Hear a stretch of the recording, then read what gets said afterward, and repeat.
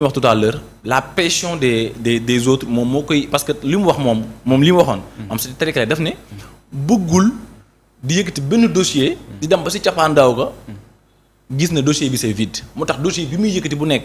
dina ci def ay analyses yoo xamante ni dina ko mën a permettre moo xam ne dossier bi muy yëkkati au moins dans le fond y a des choses yoo xamante ni dina ko war a mën a permettre la personne bi muy topp ñu am lu ñu ko toppee parce que c'est pas tout simplement dans le but de yëkkati dossier topp nañ nit dem ba ci cappaandaw ga après tu laisses la personne y a rien à lui reprocher. Peut-être si contexte boobu doon waxee mais aussi ce qui disait que la nomination de Yacine Fall c'était pour forcer la justice wala pour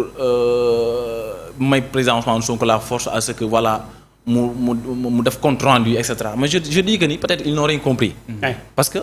le ministre de la justice c'est pas son travail c'est pas de forcer la main de la justice. Parce que justice dafa ni muy doxee organes yi les organes sont indépendants ku ci nekk dafa am un rôle qui lui a été assigné. Et il fait son travail de façon en fait autonome quoi en fait. ku ci nekk dafa am liggéey boo xamante ni moom la yolo donc du coup à ce niveau boo yaakaaree un ministre mën na ñëw forcer la main d'une justice pour def naka su loolu noonu après peut-être loolu analyse mais man li ma gëm mooy que ni ils se sont combattus ensemble ils se sont battus ensemble et man li ma gëm mooy le pouvoir s'exerce avec les gens yi nga xamante ni ñoom nga àndaloon di xeex parce que ñoom ñoo gëm sa projet donc juste le fait de nommer un ministre jàpp ka xamante ni peut-être ci parti bi la nekk man loolu je le trouve correct en fait parce que dama gëm ne su ma ànd ak Ouzin xeex ba pare non damay ànd ak Ouzin gouverner parce que li ma doon xeex Ouzin moo ko xam man maa ko xam donc kon ma ànd ak Ouzin gouverner mooy gën a yomb te en plus au-delà de ça le Sénégal yi si loolu lañ koy xaar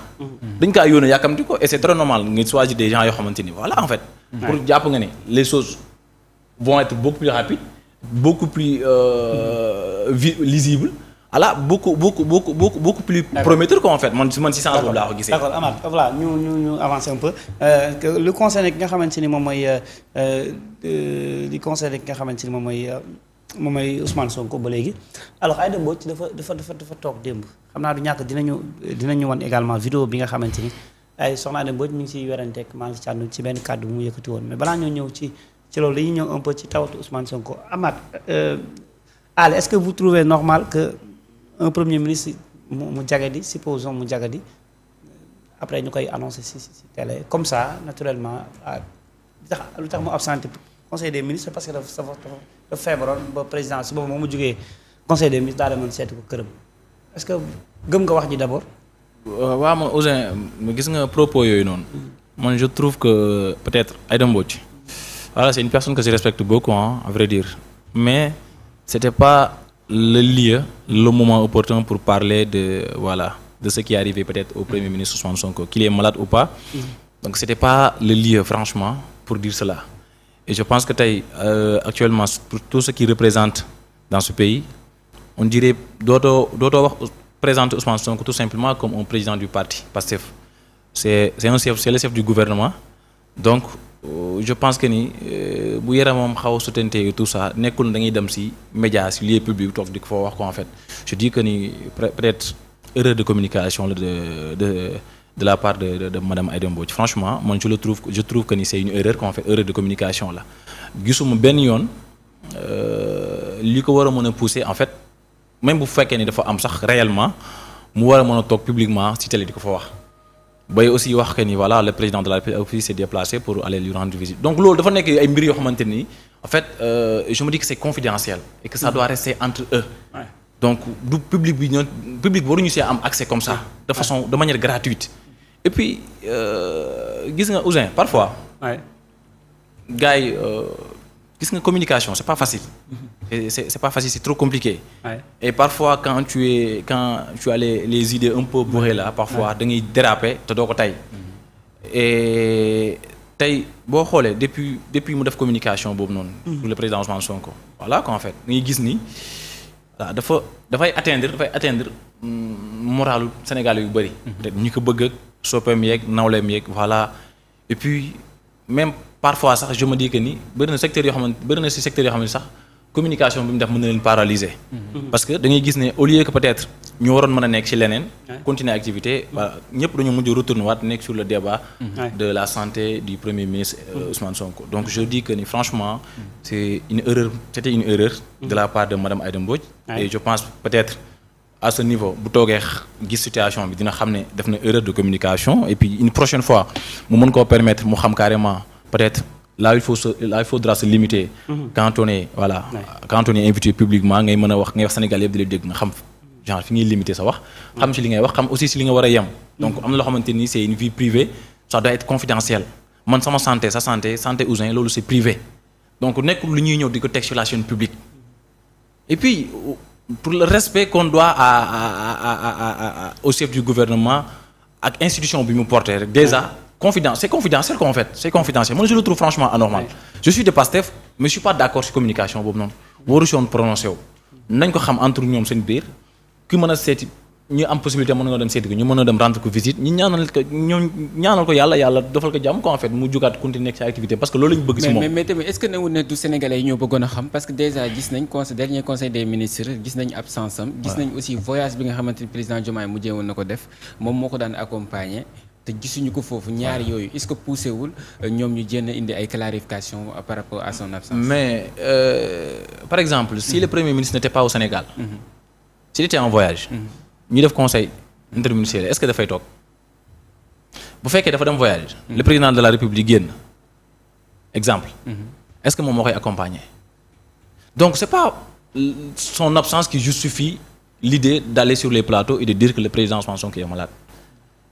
c'est pas ce qui justifie cela gëmuma loolu qu'en fait maanaam mën na absenté mais mën na am ay raisons yu tax mu absenté mën na nekk ci ay occupation parce que c'est le chef du gouvernement au même moment ñu nekk ci peut-être conseil interministériel au même moment où le président de la République est sur le point de voyager mais mën na nekk sur les services yoo xamante ni en fait maanaam réew mi moo ko tax a jóg mu nekk ci yooyu yëpp ay possibilités la nit ñi mën nañu ko jàppee loolu parce que ñu bëri dañoo jàpp ne peut-être dafa nekk ci ay occupation wala dafa am ci yeneen ak yeneen yu mu nekk yoo xamante ni c'est au service de la nation sénégalaise looloo tax gisuñu ko mais en fait yaa xëyti lan mooy waral aussi lan moo koy pousser aussi à ce que muy génn di révéler état de santé am dafa feebar et cetera. mais la fiabilité de l'information aussi parce que ñu bëri gëmuñu ko je te dis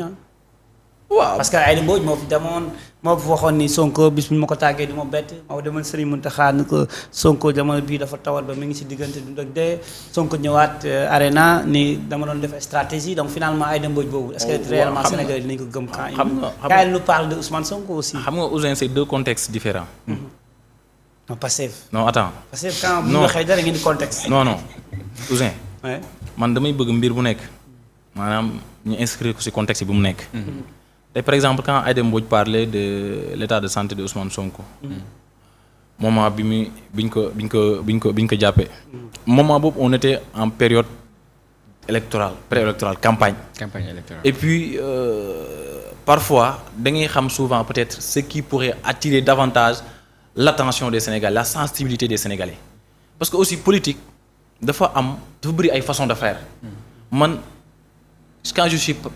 chef d'un parti peut-être li nga xamante ni war naa koo mën a poser ay actes pour gën a mën a attirer sama public bi envers moi pour mën a atteindre samay objectifs en fait loolu possibilité la à ce que nga def ko parce que contexte bi nga toll la parce que te contexte boobu aussi voilà bu ñu annoncé que ni le président Ousmane Sonko mu ngi def grève de la faim ku nekk xam ne ni grève de la faim ko ci nekk mënuloo am état de santé bu correct bien vrai que ni le président Ousmane Sonko après bi mu ñëwee arena il a expliqué mais ce qu'il a expliqué moom waxul ne deful grève de la faim il a fait grève de la faim mais si grève de la faim bi stratégie la woon maanaam système la pour mënoon retarder procédures judiciaires yi gars yi doon tenté yëpp envers lui c'est pas parce qu'il l'a pas fait il a fait grève de la faim def na ko mais grève de la faim bi dafa am lu mu si jublu woon dafa amoon ay objectifs yu mu visé woon moo taxoon mu obligé woon def grève de la faim bi mais c'est pas parce qu'il a fait te grève de la faim que mënu sa nekk ba pare am état de santé correct mënul nekk et loolu ça se comprend mais ñun dañoo nekk ci période boo xamante ni actuellement nekkuñ ci campagne nekkuñ ci période électorale nekkuñ ci période boo xamante ni voilà da ngay annoncer l'état de santé du président Ousmane Sonko pour faire de la politique on n'a pas besoin de ça actuellement